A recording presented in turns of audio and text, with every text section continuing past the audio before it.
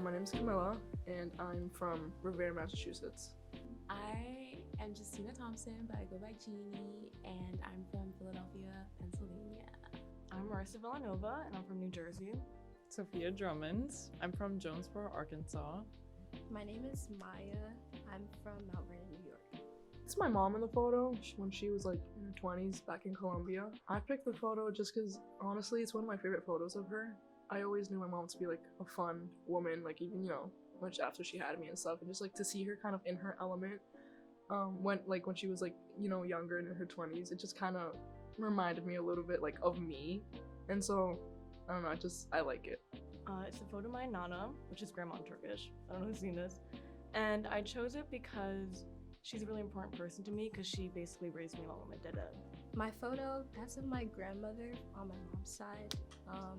I chose that photo because I really love my grandma, and I don't know, I feel like I've seen her go like from like a high place when she was younger to like a low place, and so I was hoping that like I'd be able to show this to her and have her like appreciate it and just feel good and like remember a time where she was happier. Little me. I don't even know how old I am in that picture, but I'm really young. You're very sweet and really small. I just feel like that picture really encapsulates like how I feel about myself and how I feel about, or I guess how I feel when I dress, which is like confident. I just remember as a little kid, like every time my mom would put me in a cute outfit, I would be like, this is like, I feel like my ideal self, and I still feel that way as an adult now. I don't know. She's pretty good. She's a pretty good mom. I just think like a lot of people tell us that we look really similar and that like we've always looked really similar. So that's why I wanted to do this. I just like looking at old pictures of my mom, I guess. So when I was asked to do it, I was pretty excited. I guess this isn't really a story, but our birthdays are 2 days apart, and like as of recently, her memory is kind of deteriorating, and like on my birthday, she calls me and she goes, "Did I call you for your birthday?" And I'm like, "It is my birthday." And she's like, "Oh." And then like literally the following few days, she would call me and be like, "Is it your birthday?" And I'm like, "Babe." It's bad for you, but yeah. She raised me when I was young because then she moved back to Turkey when I was like 10. But growing up with her was like really nice, obviously, because my parents were so busy taking care of my other two sisters. So a lot of the time was spent at their house. And basically just like watching her cook, we would watch like these like Turkish children's shows. I had no idea what was happening. And the characters looked ridiculous. It was like Six Flags like costumes, but like from Dollar Tree. But it was like great. It was great.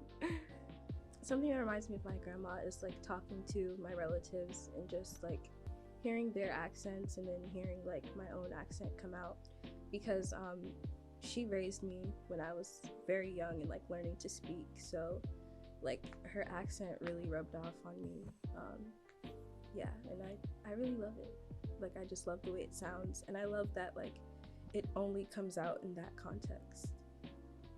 I guess she's always worn this specific lipstick. Like, I don't even know the name, but like it's like a deep kind of red pink.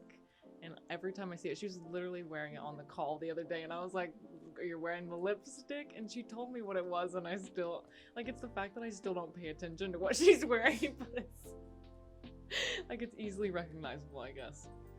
She always finds kind of the fun aspects of everything, of every single little thing in life. And I feel like me growing up and seeing that, like I've kind of adapted that as well. Like I just, you know, whenever I don't know, just small things, whether it be things I do by myself or like with friends or something, I always get really excited. And like even if there's like something happens, I'm always like, okay, no, like this is all right, like it'll still be fun, this and that. Like I don't know, I just feel like she always is happy, and like I just see that and I always kind of want to be happy as well.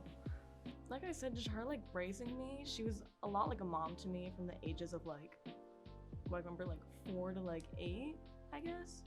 So just her like sitting down on the couch, like she would make Turkish tea.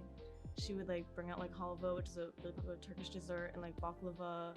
She would try to have me cook with her, but I couldn't reach the counter. She also smoked in the kitchen a lot, which was a really interesting scent.